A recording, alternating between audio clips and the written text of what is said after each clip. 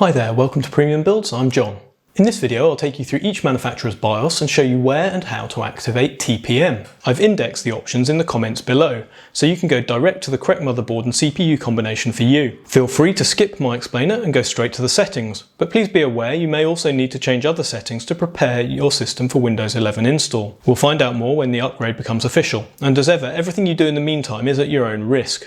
If you found this video helpful, please click like and subscribe, it helps us hugely, and we'd love to read your comments too. We've tested this on every motherboard we own, but if you find any discrepancies, let us know and we'll update our information. Discussion of TPM has come to the fore because Microsoft has stated it's a requirement for Windows 11, and if you run their compatibility checker, it will show that it's not compatible with Windows 11 if you haven't enabled TPM.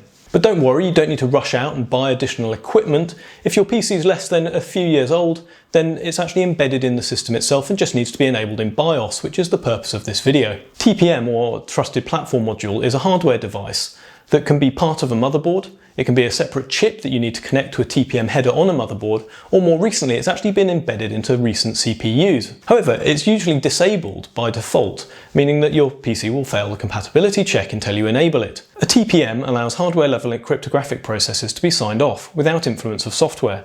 This is important for verifying things like the absence of malware in hardware installation and strong cryptography, where ideally a key should be held in hardware and never need to be copied into RAM, removed or overwritten where it could be intercepted or modified.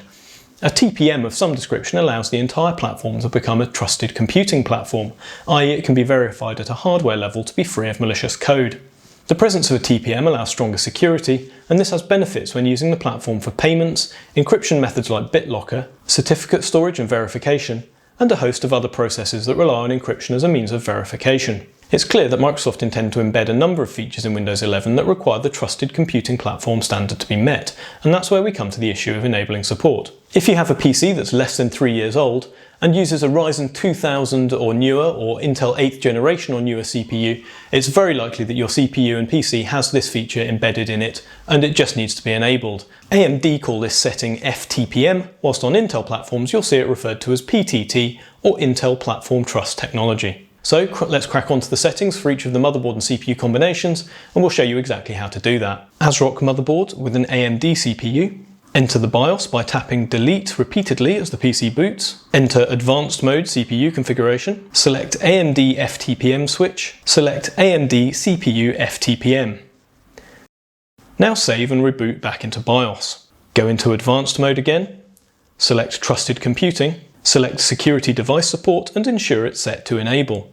It will now show TPM 20 device found. Save and reboot. ASRock Motherboard with Intel CPU. Enter the BIOS by tapping Delete repeatedly as the PC boots. Enter Advanced Mode CPU configuration. Select Security. Select Intel Platform Trust Technology. Set to Enable. Save and reboot. ASUS Motherboard with an AMD CPU. Enter the BIOS by tapping Delete or F2 repeatedly as the PC boots. Enter Advanced Mode by clicking or tapping F7. Go to the AMD FTPM configuration. In TPM device selection, select Firmware TPM. You may find an alternative configuration in the Advanced Mode FTPM configuration, which is AMD CPU FTPM set to Enabled, and then save changes and reboot.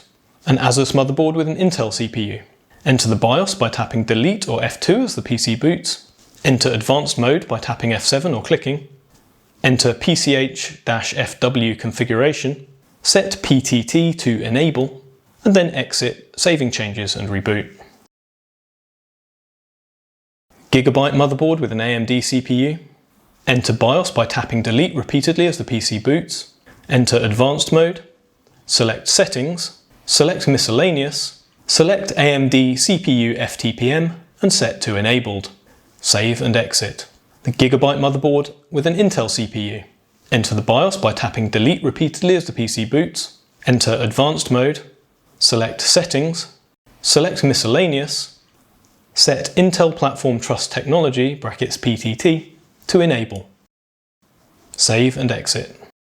MSI Motherboards with an AMD CPU. Enter the BIOS by tapping Delete as the PC boots.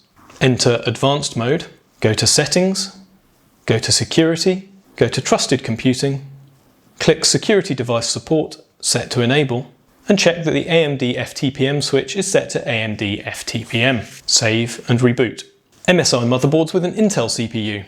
Enter BIOS by tapping Delete as the PC boots. Enter Advanced Mode by tapping F7. Go to Settings, go to Security, go to Trusted Computing, Security Device Support set to Enable, and check that Security PTT is set to Enable. Save and exit.